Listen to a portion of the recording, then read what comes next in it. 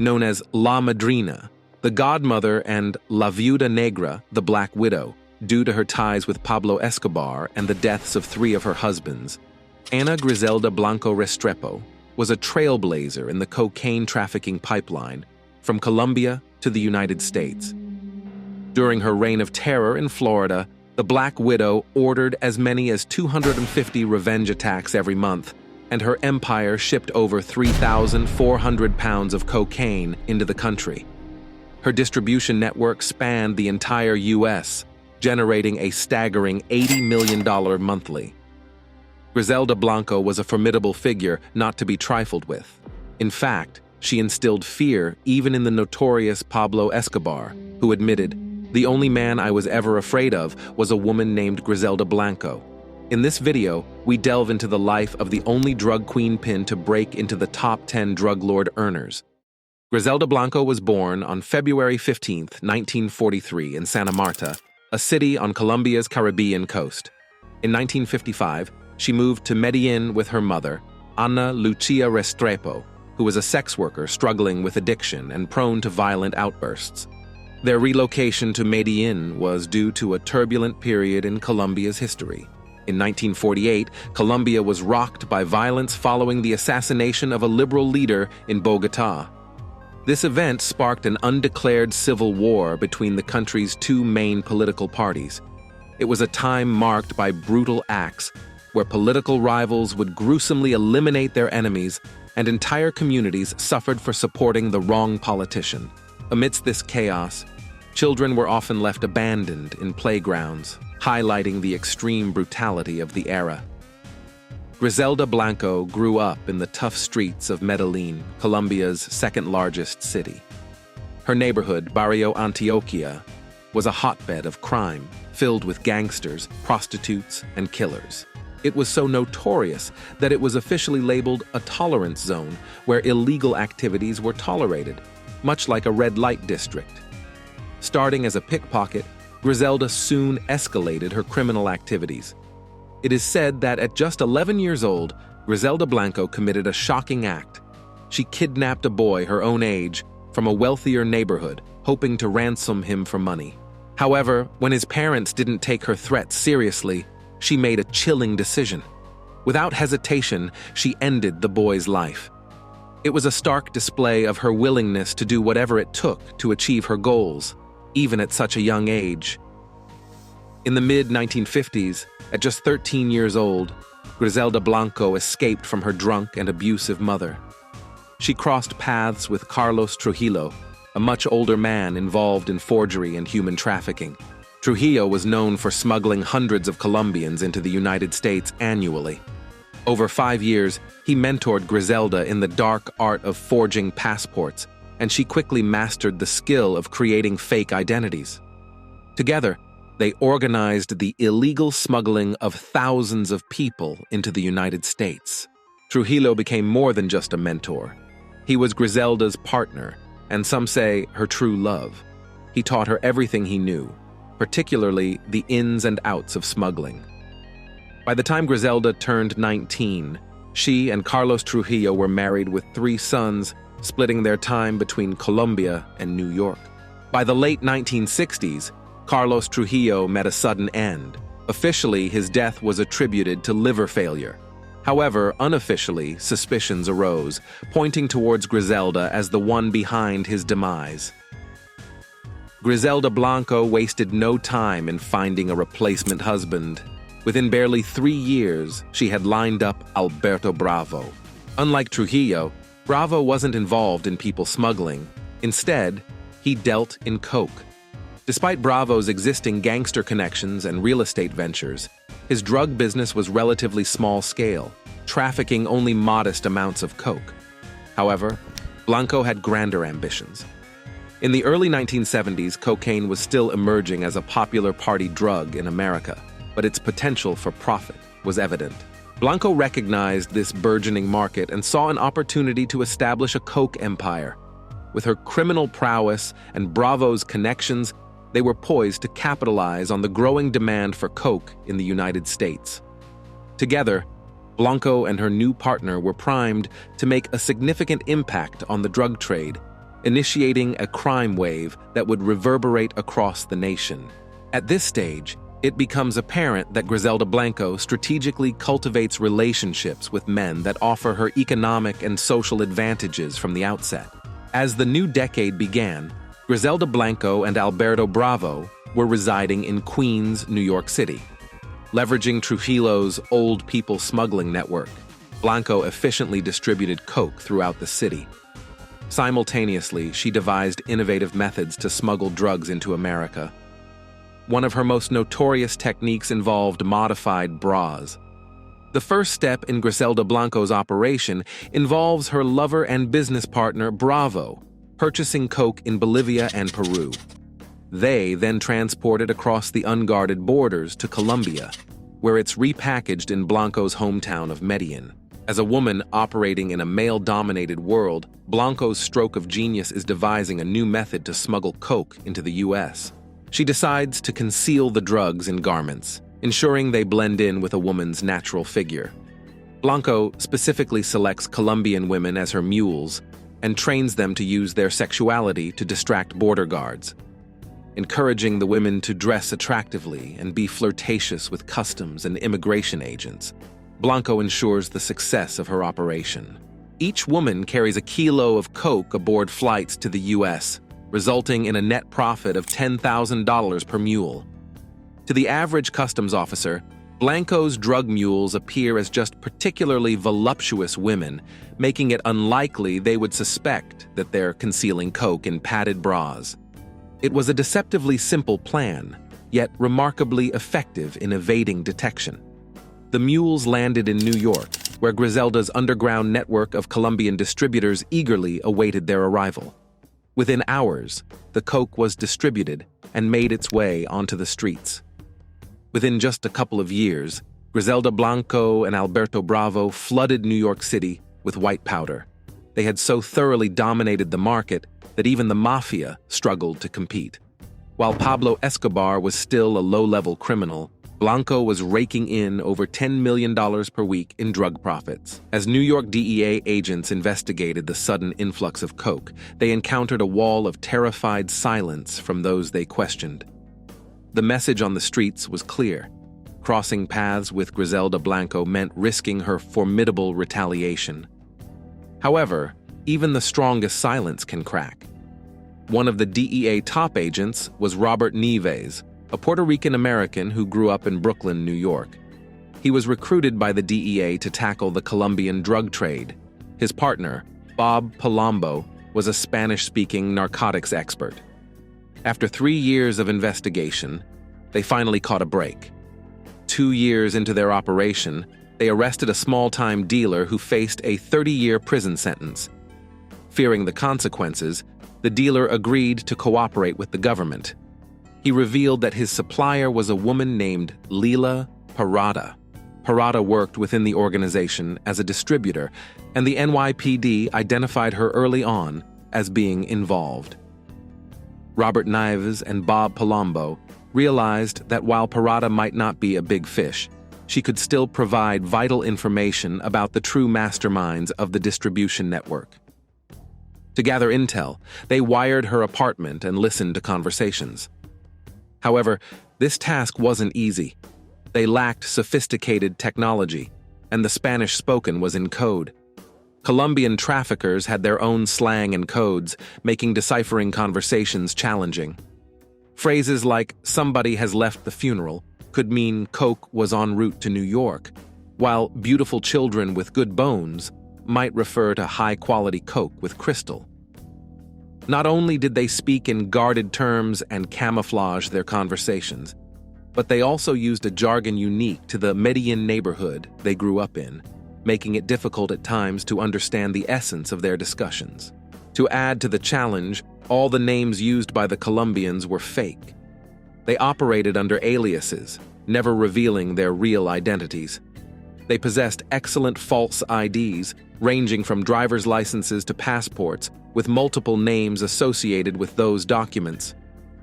However, in the transcripts, 2 code names appeared more frequently than others: Carmen and Gloria Caban. These sisters were already serving time for coke trafficking and were considered veteran drug mules.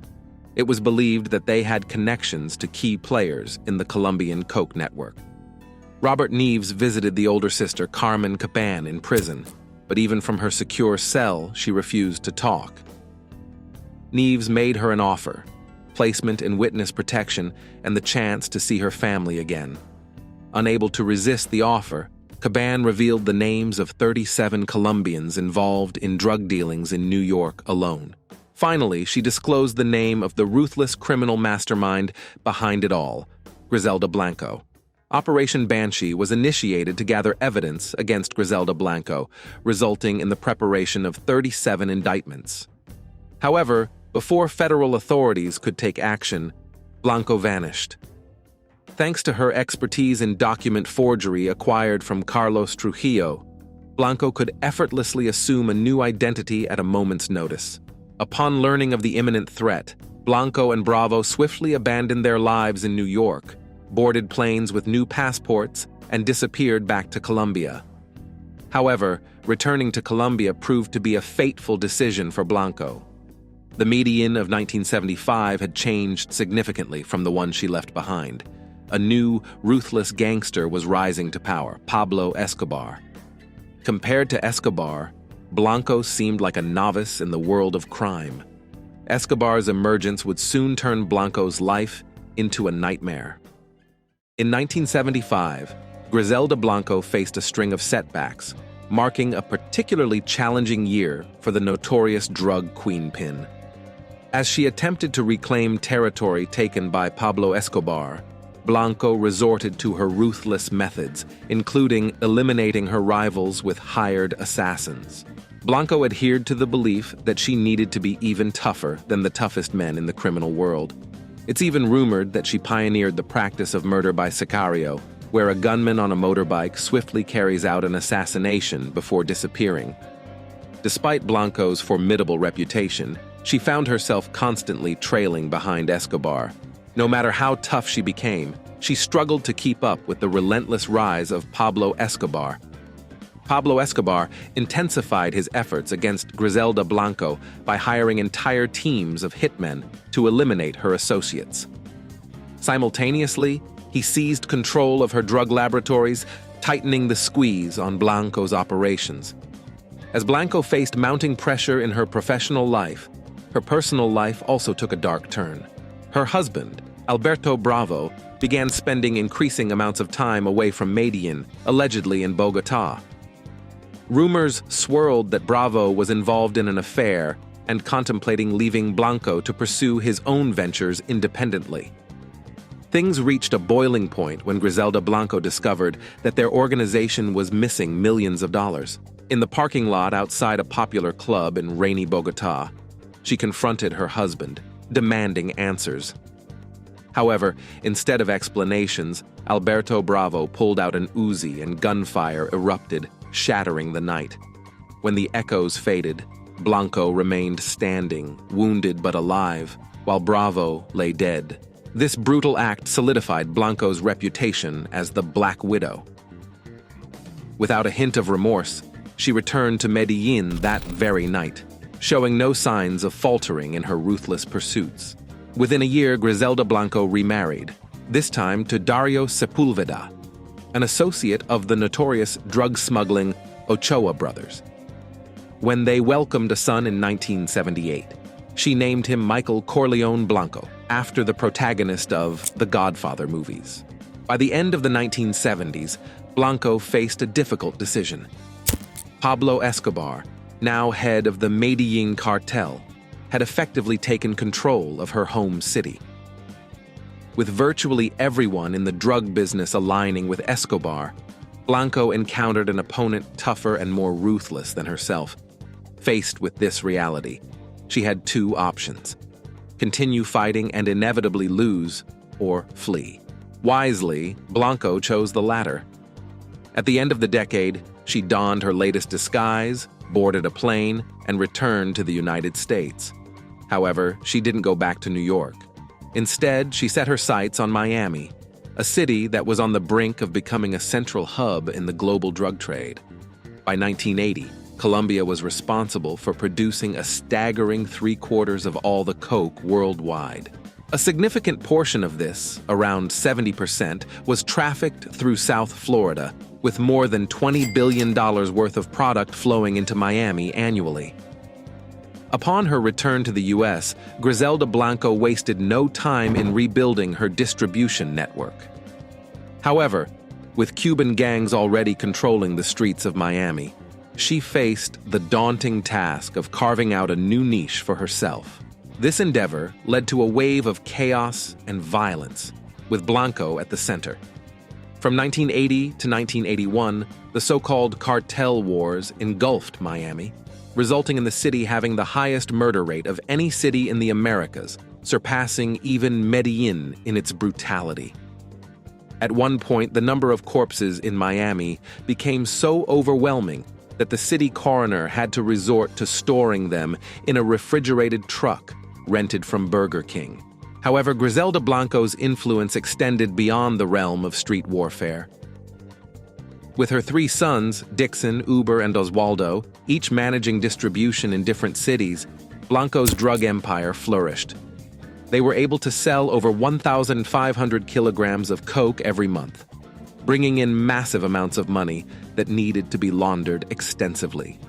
Blanco invested a significant portion of her drug profits into Miami's real estate market, like many other coke drug lords of the time. Her investments contributed to an economic boom in the city. Despite losing control of Medellin by the early 1980s, Griselda was living in a luxurious Florida mansion, establishing herself as one of the wealthiest women in the United States.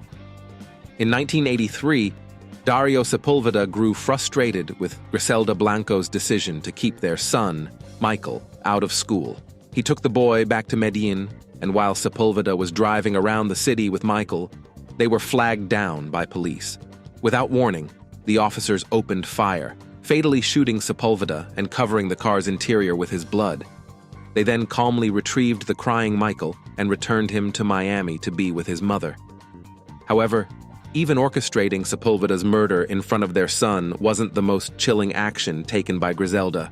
Infamously, she ordered a hit at the Dadeland Mall, resulting in bullets being unleashed into crowds, killing 2 people and injuring 2 others. A young detective with the Miami police is called to the scene of a shooting at the home of a Colombian family, the Lorenzos. However, this is no ordinary homicide. The Lorenzos are known coke dealers, and their killers sought revenge. The scene is grisly. The victims are tied up with belts and telephone cords, showing signs of torture. They have been shot multiple times in the torso and head, indicating a violent overkill. The evidence points to a connection with coke, leaving the DEA with no doubt that the Black Widow is back and more lethal than ever. This brutal method of resolving problems with a hit aligns with Blanco's notorious modus operandi. But perhaps the most heart-wrenching tale is that of Johnny Castro, a mere 2-year-old boy. Johnny was unlucky enough to be in the car with his father when one of Blanco's hitmen on a motorbike opened fire. Although the bullets missed the father, 2 tragically struck Johnny in the skull, claiming his innocent life. Shockingly, when Blanco learned of the toddler's death, she expressed satisfaction, viewing it as a means to exact revenge on Johnny's father. As Miami entered the mid-1980s, Griselda Blanco, the coke godmother, was at the peak of her power. She had become the first female cartel boss to amass over $1 billion, firmly establishing her dominance in the coke market. Feared by all, Blanco had successfully cornered the market and solidified her place as a formidable force in the criminal underworld. Here's the reality of ordering the murders of countless drug traffickers. They leave behind friends and family who are often armed and ready to seek revenge. Griselda Blanco found herself in this precarious situation in 1984. Living in a city teeming with vengeful individuals eager to retaliate against her, Blanco had no choice but to abruptly leave Miami and go into hiding in California after just half a decade in the city. For the DEA, tracking down Griselda Blanco had become an obsession ever since she fled back to Colombia in 1975. As it became evident that Blanco had returned to the U.S., agents intensified their efforts, utilizing informants, wiretaps, and raids on coke distribution centers. Finally, Blanco resurfaced in California, and the DEA seized an opportunity. In April 1983, Bob Palumbo gets the opportunity he's been waiting for. While serving time for narcotics trafficking, the DEA discovers a Colombian named Jerry Gomez, who might provide access to Griselda Blanco's inner family circle. Gomez, a businessman who knows Blanco's 3 sons from her first husband, Carlos Trujillo, had sold motorcycles to Blanco's sons in Medellin, Colombia. The plan is to release Gomez from his 10-year sentence and send him undercover. Gomez is to approach one of Blanco's sons, offering to launder money for them across their national network. The goal is to eventually locate Blanco and her other 2 sons. It's a risky gamble, as they won't know if they can trust Gomez until it's too late. Gomez sets up a meeting in California with Griselda Blanco's youngest son, 37-year-old Dixon. Initially, Jerry manages to interest Dixon in the proposition, and Dixon seems ready to take the bait. Wearing a wire, Gomez keeps his composure, and Dixon doesn't appear to suspect he's being set up. Dixon even reveals that his mother frequently moves between Miami and LA, but he doesn't provide further details. At the end of the meeting, the team is uncertain if they've done enough to lure Dixon into revealing his mother's whereabouts. 3 weeks later, Gomez receives a call, but it's not from Dixon Blanco, it's from the Black Widow herself. Griselda Blanco has taken the bait, marking a significant breakthrough in the investigation. In 1984, Gomez met Blanco at an LA hotel under the guise of assisting her with money laundering. Although Blanco remained guarded in her conversations, she let slip enough details about her criminal activities for the DEA to begin preparing an arrest warrant. Jerry Gomez, though terrified, managed to extract a crucial piece of information: the address of a Los Angeles distributor. Palumbo wasted no time obtaining a warrant to search the property. While reviewing the evidence gathered, they stumbled upon a utility bill for an apartment in Irvine. Palumbo's instincts screamed that this Irvine apartment was precisely the kind of residence Blanco would choose to lay low. It was upscale, yet not extravagant. He knew he had to act swiftly before she vanished once again. During a raid prompted by the utility bill found, Griselda Blanco was tracked down to this anonymous apartment in California on February 17, 1985. That evening, her luck finally ran out as DEA agents burst in to find Blanco shocked and surprised, sitting in bed. In the aftermath of her arrest, Blanco's 3 eldest sons were also apprehended, and their distribution network was dismantled, effectively ending their coke empire. On June 25, 1985, Blanco found herself in the dock facing charges. 2 weeks later, the jury found her guilty of 1 count of conspiracy to manufacture, import drugs into the United States and distribute coke. The judge sentenced her to 15 years in prison. This marked the end of Blanco's reign as the coke queen pin. Initially, she fought using legal methods, but after her final appeal was dismissed in 1988, she resorted to illegal means. Around this time, there were claims that Griselda Blanco devised a scheme to kidnap John F. Kennedy Jr. and demand her release from prison in exchange for his freedom. However, none of her plans came to fruition. Blanco never managed to orchestrate a prison breakout, nor did she carry out any kidnappings of political figures' sons. Despite these failed attempts, Blanco's story was far from over. Even though Griselda Blanco was behind bars, the rage that led her to flee Miami persisted. Many sought revenge against her, but since they couldn't reach her directly, they targeted those closest to her. The first casualty was Osvaldo, Blanco's son, who was shot with a submachine gun at his welcome home party in Medellin in 1992, shortly after his release from prison. Blanco, unable to attend the funeral, sent a threatening note read through a priest at the funeral, promising retribution for her son's murder. True to her word, her other son, Dixon, tracked down the shooter, torturing him to death. However, Dixon soon met a similar fate, followed by Blanco's third son. In 1994, Blanco was extradited to Miami to stand trial for the murders of the Lorenzo family and 2-year-old Johnny Castro. Prosecutors relied on the testimony of Blanco's former hitman, Jorge Ayala, but the case collapsed when it was revealed that Ayala had been engaging in inappropriate relations with 2 secretaries from the prosecutor's office. Desperate to salvage something from the humiliating debacle, prosecutors struck a plea deal with Griselda. In exchange for pleading guilty to secondary murder, she received a sentence of just 20 years, including time served. This meant she would walk free in 2004. Blanco accepted the deal, and in the early 21st century, the woman who had once been the godmother of coke left prison behind and returned to Colombia. However, her old underworld had changed drastically. Pablo Escobar, her former rival, had been dead for over a decade. The Ochoa brothers were either imprisoned or out of the drug game. Many of her enemies were gone, and no one awaited her with a gun as she stepped off the plane. Colombia's era of narco-terror was over, although the country still grappled with civil unrest. Overall, it was safer than it had been in decades. Griselda Blanco settled into a quiet retirement in Medellin, taking up residence in an apartment complex for the moderately wealthy. Over time, she gained weight, reportedly found religion, and embraced a life away from her notorious past as the godmother of coke.